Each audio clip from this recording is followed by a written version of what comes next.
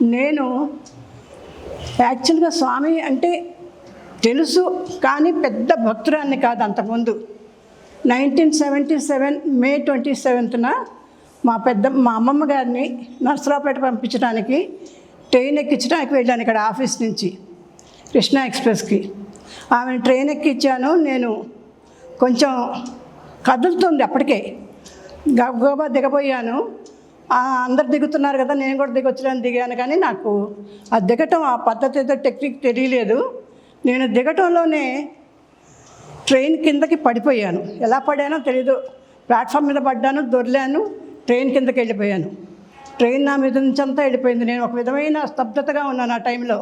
నాకేం జరుగుతుందో కూడా తెలియదు పైన. తర్వాత అంతా అయిపోయి ట్రైన్ అంతా వెళ్ళిపోయిన తర్వాత ఆర్పిఎఫ్ వాళ్ళు, కరెక్ట్గా ఆర్పిఎఫ్ పోస్ట్ ఎదురుగా అనమాట అది.